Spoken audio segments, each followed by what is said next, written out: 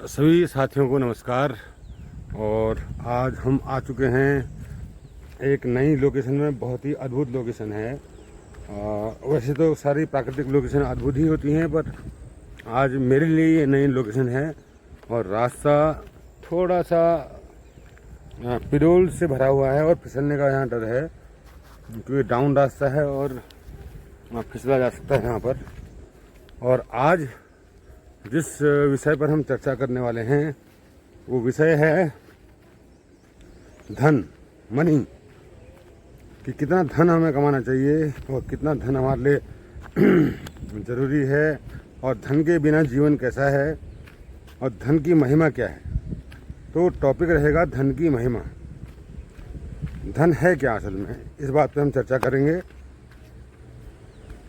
तो ये जो सामने आपको एक स्पॉट दिखाई दे रहा है, यहाँ पर हम बैठेंगे।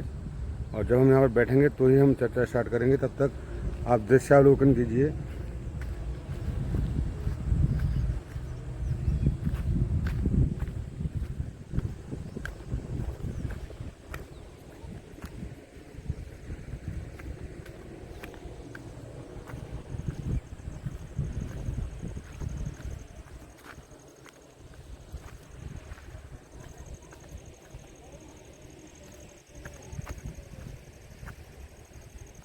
बस हम अब पहुँचने वाले हैं अपने डेस्टिनेशन में। बहुत दूर नहीं है, रास्ते कुछ इस तरह से हैं, पथरीले, और कहीं पिरोल है। मैंने कैमरा पहले से स्टार्ट इसलिए कर दिया ताकि आप वीडियो को स्किप कर सकें कि आखिर बंदे ने बात क्या कही है। और जो लोग सौंदर्य प्रेमी हैं वो दृश्यों का भली भांति अवलोकन करें। वहाँ क्या दृश्य है, वहाँ क्या सीन है सर जी वाला हिसाब है यहाँ पर। वहाँ क्या सीन है सर जी, अगर आप देखें तो इन खेतों को देखें, और इन देखें छोटी छोटी नदियाँ, छोटे नाले जो बहते हैं यहाँ पर, काफ़ी हसीन नज़र आते हैं। और यहाँ की जो रोड है, ये मेन रोड है यहाँ की, हाईवे, जहाँ पर आपको मिट्टी खली हुई दिखाई दे रही है। यहाँ पर नेशनल हाईवे जाता है।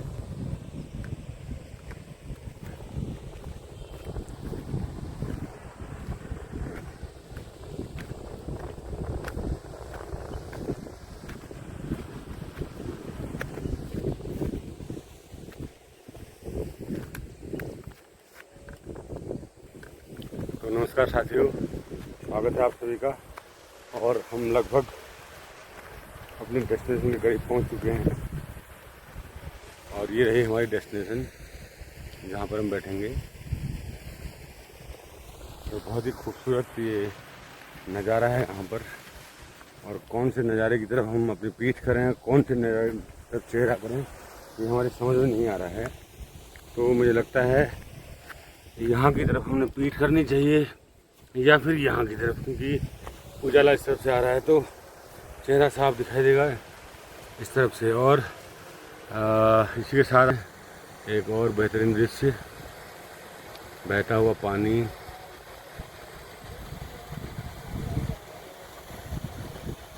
ये झरना देख रहे हैं आप, यहाँ पर बहुत बेहतरीन लग रहा है।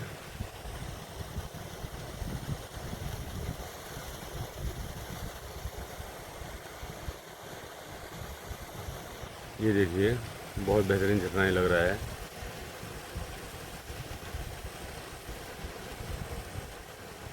और तालाब भी यहाँ बना हुआ है। इसके आगे जो नदी है वो इस तरह से बनी हुई है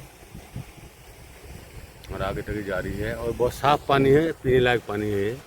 ऐसा गंदा पानी नहीं है कि जैसे शहरों में नाला होता है, ऐसा पानी नहीं है ये।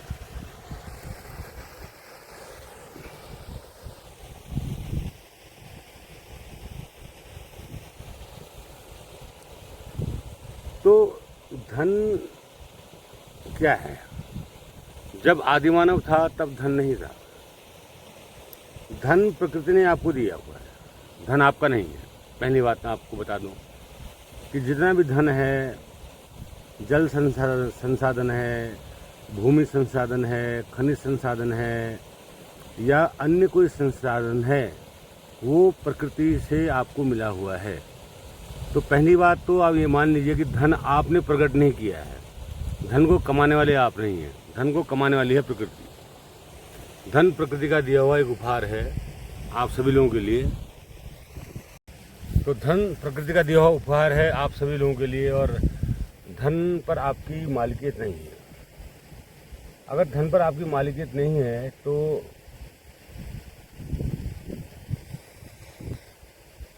ये मान के चलिए कि धन आपका नहीं है। लेकिन मनुष्य सोचता है कि मैं धन कमा रहा हूँ। आपने धन कैसे कमाया? इस संसार में जो भी दिखाई दे रहा है, मोबाइल है। आज से 80 लाख साल पहले, 1 करोड़ साल पहले मोबाइल धरती पर नहीं था। क्या बात सत्य है? कहाँ था फिर? कहाँ से आया? इसके जो बेसिक एलिमेंट हैं वो धरती पर ही मौजूद थे। वो यहीं कहीं खोया हुआ था, अलग अलग भागों में बटा हुआ था, और आपके विज्ञान ने उसको संयोजित कर लिया। विज्ञान ने उसको संयोजित कर लिया और मोबाइल आपके सामने प्रकट हो गया। ऐसी ही सारी चीज़ें प्रकृति में पहले से मौजूद थी और आपने उनको संयोजित किया और वो आपके सामने मौजूद हो गई। एक सामान्य आदमी के लिए धन की कितनी आवश्यकता है आज के समय के हिसाब से बता रहा हूँ मैं। अगर एक आदमी का अपना गांव का पुश्तैनी घर रहने के लिए है अगर, तो वो दिन भर में अगर 500 रुपये भी कमाता है तो उसके लिए बहुत हैं, वो बहुत बहुत ज़्यादा हैं। 2 से बच्चे हैं, 2 मियाँ बीवी हैं, 200 रुपये उनका खाना खर्चा मान लो, 300 रुपये उनकी बचत मान लो, 100 रुपये और खर्चा मान लो, छोटे कपड़े वगैरह वगैरह, बच्चों की फीस वगैरह, फिर भी 200 रुपये उनकी बचत है, और 6000 रुपये महीने की बचत है, और वार्षिक 72,000 रुपये साल की बचत है। और 20 साल में उनकी बचत का अंदाज़ आप लगा सकते हैं। 7200 गुणा 20 लगभग 2-2.5 लाख रुपए, 2 लाख तो कम से मान के चलिए, जो कि बाद में उनके काम आएगा। और लीस्ट आवश्यकता क्या है मैं बताऊं आपको। लीस्ट आवश्यकता आदमी को एक वक्त का खाना मिल जाए, एक वक्त का खाना मिल जाए, वो अकेला हो, वो शादी ना हो, बच्चे ना हो, अकेला हो, तो एक वक्त का खाना भी उसके लिए काफ़ी है। और एक वक्त के खाने की आज की जो कॉस्ट है वो 50 रुपये है। यदि अगर दिन भर में आदमी 50 रुपये में कमा रहा है तो वो आदमी मौज से और भरपूर मौज से जी सकता है, भरपूर मौज से। कपड़े का क्या है? कपड़े तो कोई भी दे देगा आपको, न पहना तो भी चल जाएगा, आपकी आदत पड़ जाएगी जाड़ों में,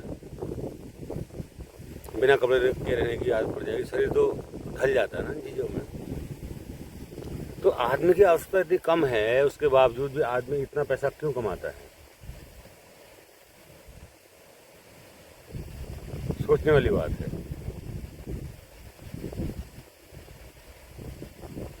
वो इतना पैसा इसलिए कमाता है ताकि वो दुनिया के साथ बह सके,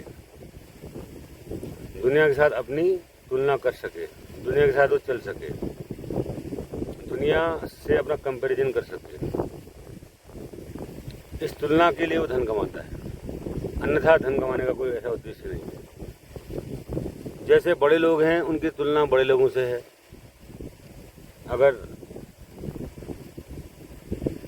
धीरूभाई अंबानी के लगे मुकेश अंबानी या अनिल अंबानी धन कमा रहे हैं तो उनकी तुलना विदेश के सेठ लोगों से है, वो उनके हिसाब से धन कमा रहे हैं। आपकी तुलना, आप 1,00,000-1.5 लाख रुपये महीने कमा रहे हैं तो आपकी तुलना आपके रिश्तेदारों से है, जो उससे ज़्यादा कमा रहा है उसकी रिश्तेदार तुलना उनसे है। सबकी तुलना अपने अपने लोगों से है। कोई भी ऐसा नहीं है जो अतुलनीय है, तुलना जो नहीं कर रहा है। तो तुम तुलना करके धन कमा रहे हो, और तुमको ये इससे कोई मतलब नहीं है तुमको कि मुझे कितने धन की ज़रूरत है। आपको ये है कि वो कितना कमा रहा है, वो कितना कमा रहा है उसने कितना कमा लिया, उसने कितना जोड़ लिया। मैंने देखा है शादी विवाहों में खर्च करते हुए लोगों को, इतना फालतू खर्च करते हैं, इतना फालतू खर्च करते हैं जिसकी कोई ज़रूरत नहीं। एक लड़का एक लड़की मिल रहे हैं, तुम उनका मिलन करवा रहे हो और उस मिलन के पीछे तुम लाखों रुपया पानी की तरह बहा रहे हो। क्या मतलब होता है इसका? भाई जाओ, लड़की से कहो कि अमुकनी जगह आ जाओ, फेरे कर लो, बात ख़त्म। किसी को बुलाने की, इतना तमाशा करने की क्या ज़रूरत है? क्या बताने की ज़रूरत है कि आपने ये सब किया और उसके लिए तुमने वो पैसा कैसे खून पसीने की मेहनत से कमाया, कैसे कैसे तुमने कमाया उस पैसा, और तुम उसको ऐसे बहा देते हो। अरे पैसा अगर आपके पास है तो जाके मदद करो गरीबों की, जाके घूमो देश विदेश, देखो लोगों को, लोगों की गरीबी देखो, लोगों की परेशानियां देखो। जाओ उन मलिन बस्तियों में, उनकी मदद करके आओ।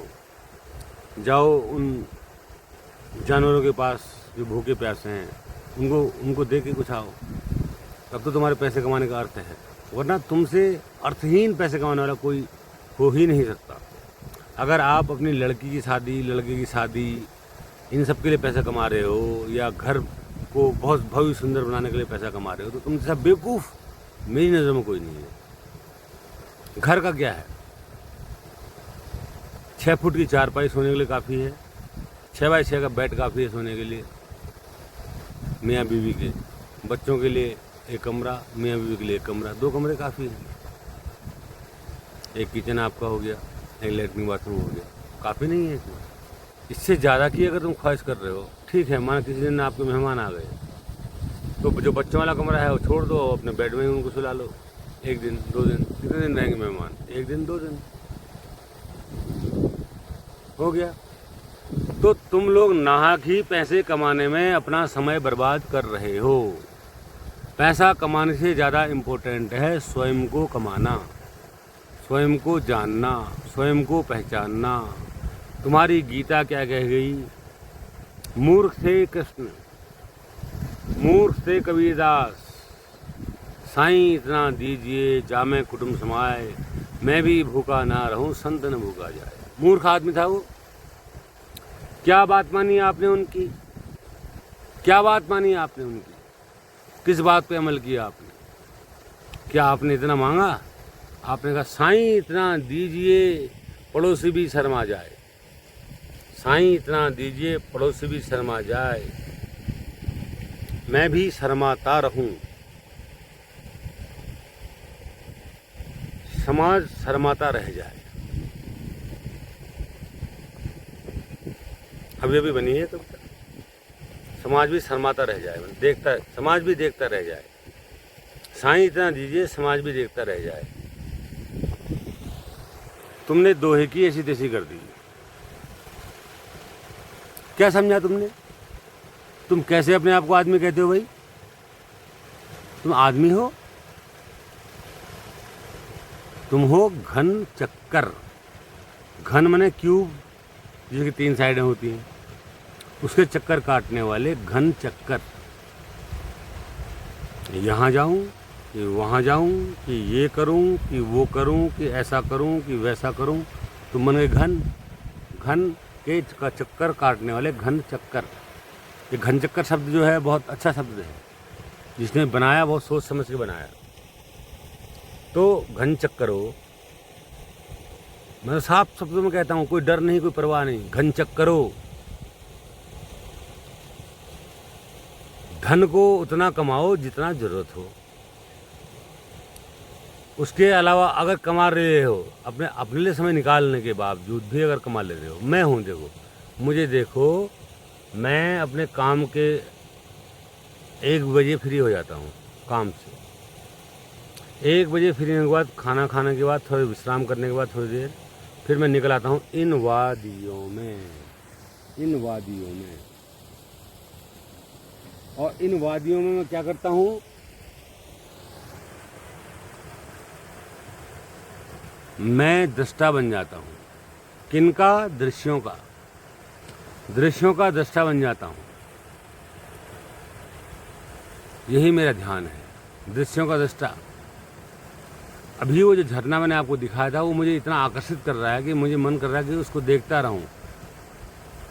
आ बैठ मेरे पास तुझे देखता रहूं, तू कुछ कहे ना मैं कुछ कहूं। ये गाना मुझे याद आ रहा है इस झरने को देखकर कि आ बैठ मेरे पास तुझे देखता रहूं, तू कुछ कहे ना मैं कुछ कहूं।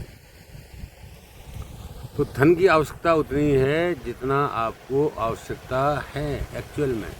पहचानो उस चीज़ को, धन के पीछे फालतू मत भागो।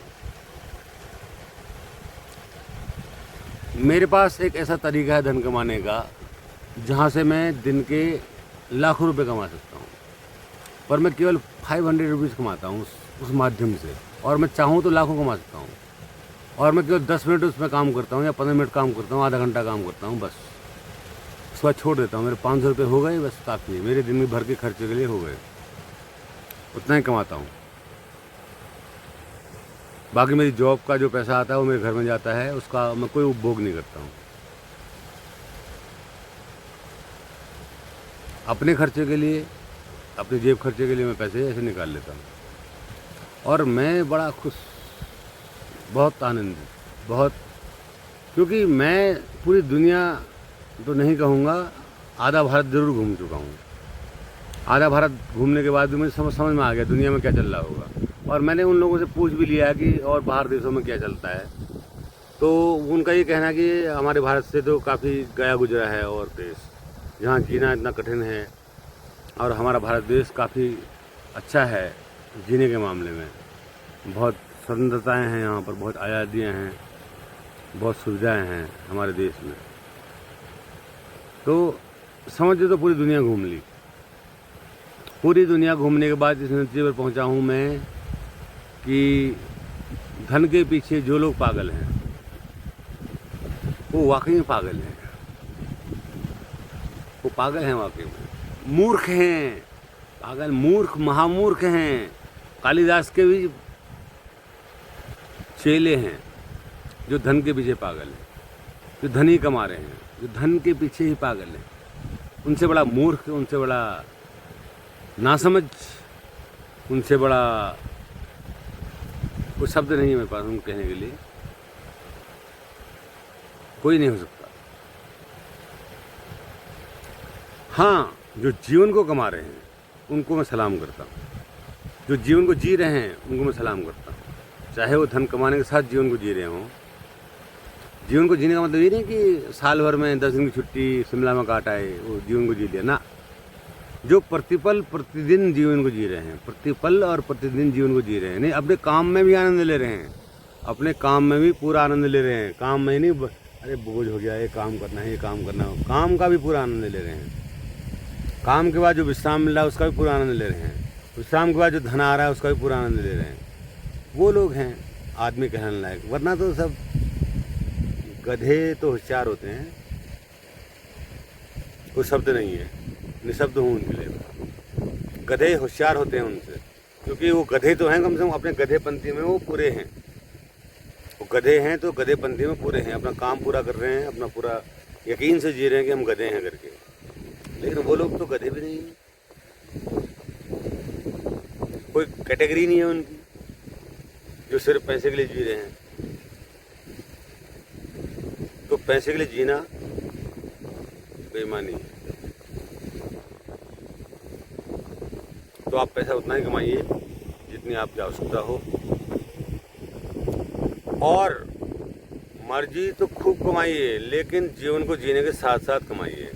जीवन को जीना भी सीखो, पैसा कमाना भी सीखो, पूरा का पूरा जड़ तक होशपूर्वक जीवन का आनंद लो, होशपूर्वक जीवन का आनंद लो, तब जाके पैसा कमाना सार्थक होगा। वरना पैसा इकट्ठा करना, पैसा इकट्ठा करके उसको खर्च करना फालतू चीज़ों में, फालतू जगहों पे। बच्चों के लिए पैसा कमा रहे हैं जी, उन तो बच्चे सेटल कर रहे हैं। अरे भाई तुम न भी पैसा कमाते, तुम न भी होते, तुम अगर मर भी गए होते तो क्या बच्चे सेटल नहीं होते? बच्चे तो अपनी जगह सेटल हो ही जाते। तुम्हारे पास चाहे 1 रुपया भी नहीं होता तब भी बच्चे सेटल हो ही जाते। अब तुम नहीं अच्छी जगह सेटल करना चाहते हैं। क्या अच्छी जगह सेटल करना चाहते हो? लाखों का पैकेज, तो वही बात हो गई ना, फिर पैसा फालतू आ रहा है तो फालतू जगह जाएगा। वही पागलपन जो तुमने सीखा है वही बच्चों को सिखा रहे हो। उनसे कहो बच्चों पैसा इतना ही कमाओ, 50,000 रुपये महीना बहुत है, ज़्यादा नहीं कमाना है, इससे ज़्यादा कमाना ही नहीं है। या 1 लाख रुपये महीना, इससे ज़्यादा नहीं कमाना है।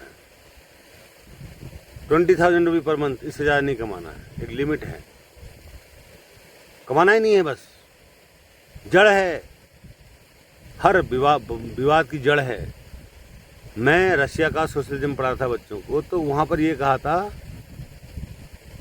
सोशलिस्ट ने, समाजवादियों ने, कि जो धन है, प्राइवेट प्रॉपर्टी है, यही सभी समस्याओं की जड़ है।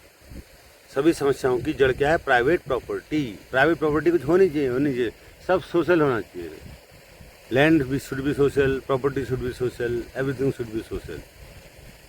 सबको बराबर हिस्सा मिले, सबको बराबर अधिकार मिले, सबको समान अधिकार मिले। वही समाजवाद है, वही साम्यवाद है। बहुत अच्छा लगता है मुझे साम्यवाद। ये फालतू के पैसा इकट्ठा करना क्या है? तो समझो इस बात को और गहराई से लो। और मेरे कुछ कटु वचन हुए होंगे तो उसके लिए मुझे माफ़ करना, क्योंकि मेरी आदत है डंके की चोट पर बोलने की, तो मैं बोलता हूँ और मैंने बोल भी दिया। चलिए मिलते हैं किसी नेक्स्ट वीडियो में। तब तक के लिए नमस्कार, प्रणाम, सब खैर, अल्लाह हाफिज़। आपको मैं भूल चुका था ये बताना कि क्या धन कमाना ही नहीं चाहिए? धन कमाना चाहिए, धन कमाना चाहिए, लेकिन इतना कि जितने से आपका जीवन बाधित न हो, इतना कि जितने से आप जी सकें, इतना कि जिससे आपका जीने का जो दृष्टिकोण हो बदल जाए, इतना। अगर आप बहुत ज़्यादा धन कमाएंगे तो आप धन के ही होके रह जाएंगे। आप धन के इर्द गिर्द घूमते रह जाएंगे, बस धन और धन और धन। आप जीवन के इर्द गिर्द कभी नहीं घूम पाएंगे। ये जीवन क्या है, हमें क्यों मिला जीवन, किस लिए जीवन मिला, क्या जीवन का अर्थ है, क्या जीवन को कैसे जीना चाहिए, इसका आपको कभी भी भान नहीं हो पाएगा अगर आप धन के इर्द गिर्द ही घूमते रह गए। धन अगर आप कम कमाओगे तो आपको समय मिलेगा अपने आप को समझने का, अपने आप को जानने का, स्वयं को जानने का समय मिल पाएगा, स्वयं के साथ प्रयोग करने का समय मिल पाएगा, आपको दर्शनों को पढ़ने का समय मिल पाएगा, आपको सिद्ध पुरुषों को जानने का समय मिल पाएगा, आपको मिल पाएगा समय कि आप जान पाएँ कि जीवन इसके अतिरिक्त क्या है। अगर आप धन कमाने में व्यस्त रह गए तो फिर आपको ये समय नहीं मिल पाएगा और आप दुर्भाग्यशाली होंगे और अंतिम समय में पछताएंगे कि जीवन पूरा गुजारने के बाद भी मैंने कुछ भी नहीं कमाया, सब मैं यहीं छोड़ के जा रहा हूँ। लेकिन सम्यक रूप से जो कर्म करेगा, सम्यक रूप से जो धन कमाएगा, सम्यक रूप से आहार करेगा, सम्यक रूप से विहार करेगा, सम्यक रूप से जीवन को जिएगा, वो जीवन को जान पाएगा। अन्यथा आप जीवन को जान नहीं पाएंगे। और विदाई मैं आपसे पहले ले चुका हूँ, अब मैं पुनः आपसे विदाई ले रहा हूँ। प्रणाम।